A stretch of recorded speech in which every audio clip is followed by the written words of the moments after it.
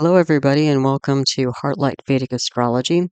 In today's talk, I was going to cover mantras for Rahu and Ketu, the north and south nodes of the moon, respectively, and also eclipses, because Rahu and Ketu are involved in them. Eclipses are known as Grahan in Sanskrit. This talk is from a Vedic astrology perspective, also known as Jyotish. Vedic astrology is ancient Indian astrology that's more than 5,000 years old. So let's take a look. So I'm going to try to keep this very succinct, this talk. So I'm going to be referring to other videos as well if you'd like to go into more depth. But just as a first kind of pass at the topic of Rahu, Ketu, eclipses, and mantras, okay? So what are Rahu and Ketu, first of all, if you're not familiar? They are respectively the north and south nodes of the moon. Okay? So, more specifically, they are actually calculations. Now, they are called grahas, which is kind of loosely translated as planets in English. They're called grahas in Sanskrit. But they're not actually planets that have a mass. They're calculations. And they're calculations of where the paths of the sun and the moon intersect. Okay. So, why do we care about Rahu and Ketu, when we're talking about Vedic astrology? What do they bring or symbolize in somebody's chart, for example? Well, the most succinct, kind of adjectives regarding Rahu and Ketu is they bring hidden, unexpected, unusual things. Okay. So Rahu and they both have that similar hidden, unexpected, unusual vibe to them. But Rahu and Ketu do have separate meanings and symbolisms as well. Rahu is more of like an ambitious, driving type of energy, and Ketu is more about separation endings. Okay. And so how are they related to eclipses or Grahan? Well, when the sun, the moon, and the nodes line up within about 10 degrees of each other, we get eclipses. We get eclipses typically twice a year, sometimes 3 times a year, and they usually come in pairs. So there's a lunar and a solar eclipse that happen about 2 weeks apart. Once in a while, we do get 3, eclipses together, like maybe a solar, lunar, solar, or a lunar, solar, lunar combination. But most of the time, we get 2 eclipses twice a year. Okay. So again, if you want more depth on any of this stuff, I have videos, Symbolism of Rahu and Ketu, whole video, Lunar and Solar Eclipses, Chandra Surya Grahan, whole video. And then I also have a video called Auspicious Timing of Eclipses, where you can learn how to work with the timing of eclipses in terms of working the best and getting the most out of the energies that they provide. Okay. Auspicious timing in Vedic astrology is called Muhurta. Okay, so those videos are available. So what about mantras? Okay, so what is a mantra if you're not familiar? Where they're Sanskrit syllables or words, so they don't even have to be whole words. Sometimes they are. Sometimes they're long passages, lines and lines of text and almost like verse that you can chant. But sometimes they're just syllables, like if you're chanting to remove obstacles, there's a seed sound called gum. So if you just chant gum, gum, gum, gum, then that will help to remove obstacles, okay? But then they have, short and long passages and lines and all this sort of thing, okay? But essentially what it distills down to is either a Sanskrit syllable or word, okay? So why do we chant mantras? Like, why is this even a thing, Well, they have this energetic cleansing and balancing effect. And this can be experienced on many levels: mental, emotional, physical, but also karmic. Okay. These are considered, from a Vedic astrology perspective, these are considered planetary remedies or upayas. So we, as a Vedic astrologer, we would suggest these to people who have a very challenging Rahu or Ketu in their chart, or maybe they're going through a Rahu or Ketu period, or maybe the eclipses are coming up. Okay. So, and again, these mantras, they work in all sorts of ways. I was mostly introduced them through my yoga training and practice. They can be helpful with like even physical ailments, medically, all sorts of things. Again, almost any level you can think of. Okay.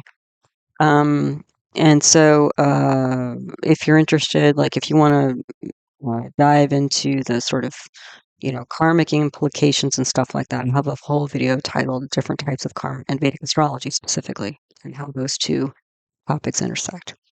Okay, so if you're interested in some sort of mantra practice, how do we do this? Well, classically, and this is also my recommendation, especially if you're new to chanting, you do 108 repetitions of a mantra for 40 days. Okay, you can do longer, but I don't know. This seems to be plenty, and if you do it well, like you should see effects. Okay. Some people like to use a mala, which is a string with beads on it. It has 108 beads, and so they sort of keep track of the repetitions, almost like a rosary. That's possible. Okay. So, like, if we're going to do a 40-day practice around Rahu and Ketu, maybe around the eclipses, because part of the reason why I think this, I wasn't planning on doing this video, and then all of a sudden this morning I woke up and felt like it was what I was supposed to do. So I guess it was more of an intuitive thing. But essentially, again, if we have the more common two eclipses coming together, the two eclipses are 2 weeks apart. And usually people start feeling the effects of the eclipses 2 weeks before the first one, and then even 2 weeks after the last one. So if we start this mantra practice 2 weeks before the first eclipse, continue it through, the second eclipse and 2 weeks after, that's going to be 6 weeks. So 2 weeks before, 2 weeks between the eclipses, and 2 weeks after. 6 weeks by 7 days, that's 42 days. So that essentially gives you your 40-day practice. Okay. And, for 42 days, I wouldn't sweat it too much, but an extra day or two is, great. But again, classically, it's 40 days. Okay. Now you can adjust this if there are 3 eclipses, because if there are 3 eclipses, there's going to be 2 weeks between the first and the second, and another 2 weeks between the second and the third. And then you have 2 weeks before all 3 and 2 weeks after all 3, which would be 8 weeks total. So 8 times 7 is 56. So you could chant that, I mean, what's nice about mantras is that generally speaking, there's no mal effects. There's no negative effects of chanting mantras. So that's why it's nice. Like some people use crystals and stones and things like that to provide planetary remedies or upayas. I've been trained by several people not to use those crystals because they can actually amplify negative effects. So I don't do that. Some people do. If you ever want to work with somebody who does that, I would make sure that they're highly, well trained and know what they're doing. Because again, I've been warned several times by several different people not to work with crystals regarding planetary remedies. Okay. So anyway, so again, if you wanted to do like a Rahu Ketu mantra practice around the eclipses, that's how you might time it out to line up your 40-day, 108 repetitions a day by 40 days around, an eclipse cycle. You can also chant Rahu and Ketu mantras again if you're running Rahu and Ketu planetary periods, also known as dashas. I have a whole video on introduction to planetary periods and the dasha sequence if you want to take a look at that. Also, sometimes people chant Rahu and Ketu mantras if just generally speaking, they have a particularly challenging Rahu or Ketu.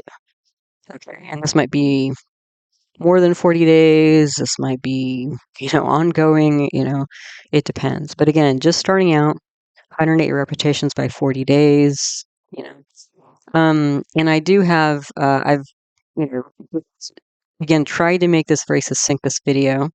It's not too long because if you've seen my other videos, I can go on for quite a bit, get into a lot of depth. I guess that's just sort of my nature. But on my other YouTube channel, not this channel, but I have another YouTube channel titled Nature Source Care, my natural medicine channel. On that channel, I have a longer video on how to chant mantras for more details and depth on chanting any kind of mantra beyond Rahu and Ketu. Okay, so check that out if that's interesting to you.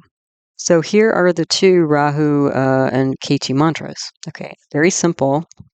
But again, they don't have to be long and complicated. Sometimes, again, I've seen people do long and complicated mantras for many days or many hours. And I don't know. I find that, again, the simple but like really heartfelt practices do plenty. Okay. So for Rahu, we have Om Shri Rahuve Namaha. Om Shri Rahuve Namaha. Om Shri Rahuve Namaha. For Ketu, we have Om Shri Ketuve Namaha. Om Shri Ketuve Namaha. Om Shri Ketuve Namaha. Okay, so if you're not familiar with these words, Om is the kind of universal sound, okay? Because it looks like Om, it sounds like Om when you hear it from most people, but actually what it is it's Ah, U, Om, okay?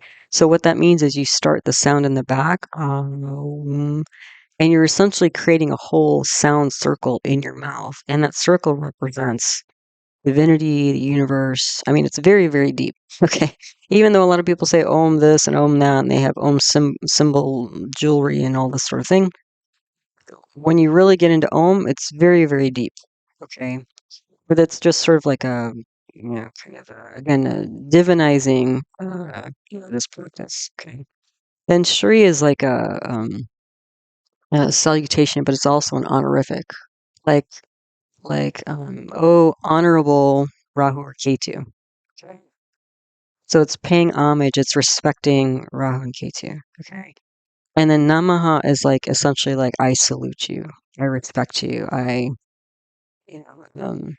acknowledge your greatness, that sort of thing. So essentially that's what we're getting at. Again, it's very tight here, very short, but actually quite profound. And again, these are energetic words and sounds that we're talking about here. It's almost like and they're related to it gets really deep. So if you want to get into all this, I would check out again my How to Chant Mantras video on my other channel, Nature Source Care. But it's essentially like each chakra, there are 7 chakras, it's a whole energy system, and every chakra has different pedals, almost like keys on a piano. And so when you chant different sounds, just sounds, not even whole words. So like Rahu Ve has 3 sounds. When you say Rahu Ve, it's almost like plunking 3 different keys on a piano, but instead they're energetic keys within oneself. Okay, very deep, very, anyway, just so you have a little bit of at least appreciation for this, okay? Because I'm going through it like, again, fairly quickly here, just so you get the gist of it. And then there's a lot of other videos if you want more info or depth on most of this stuff.